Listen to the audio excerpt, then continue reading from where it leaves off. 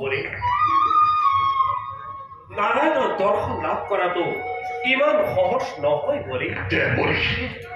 কিন্তু কিন্তু কিন্তু কিন্তু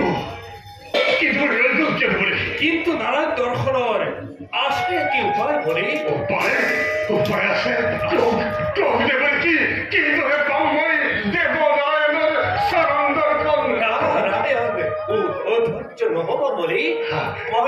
মই দিন তোমার নারায়ণ দর্শনের উপায় শুনা বলে তোমার যদি ইমান নারায়ণ দর্শনের প্রবল ইচ্ছা জাগিছে মনত তেন্তে তুমি তোমার উপরে পুরুষ হিরণ্যকশিপু আর হিরণ্যাক্ষর নীতিকে গ্রহণ করি বিশ্বত আতঙ্কর সৃষ্টি করা তেতিয়াই অতি সোনকালে নারায়ণ দর্শন লাভ কৰিব পাৰিব বুলি সেই পথে গলে মই পাম দৰ্শন প্ৰভু নাৰায়ণ নিশ্চয় পাবা তুমি নাৰায়ণৰ দৰ্শন ভাল দেৱৰীক্ষী তোমাৰ পথকেই অনুকৰণ কৰি সেই পথেৰেই মই সমগ্ৰ নাৰায়ণ তোমাৰ মনোবাঞ্ছা পূৰ্ণ হওক বুলি প্ৰণাম দেৱৰীক্ষী ঐক্যমন্ত্ৰী মীৰম ভৈষ্য জ্ঞানতেন শৰকায় চক্ষুৰু মিলিতং তেন তস্मै শ্ৰী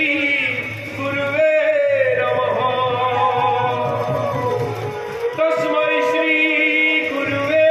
নমো নমঃ তস্मै শ্ৰী গুৰুৱে নমো নমঃ তস্मै শ্ৰী গুৰুৱে নমো নমঃ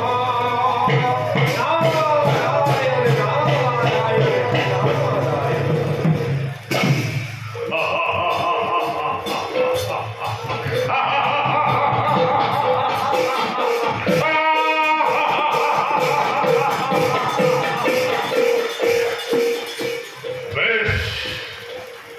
বেশ দেৱৰীক্ষী তোমাৰ আজ্ঞাতেই হীৰগত কৰি সংকল্প কৰি ললো তোমাৰ এই বাণী হে প্ৰভু নাৰায়ণ হে মোৰ প্ৰাণৰো প্ৰাণৰ দেৱতা মোৰ ভক্তিত তুমি তুষ্ট নহলা সত্য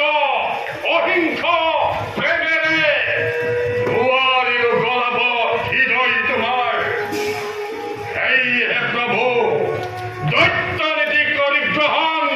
বীৰচন নন্দন এটি ভুৱন বিজয়ী বলিৰাজে পিতামহ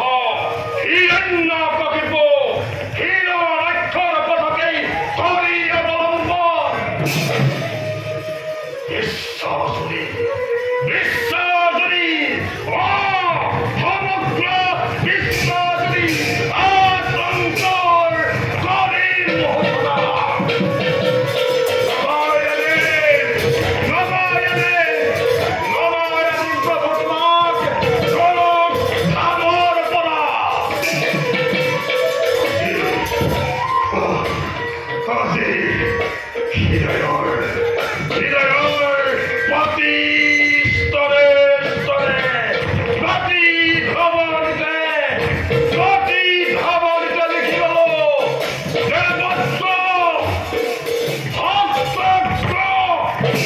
একমাত্ৰ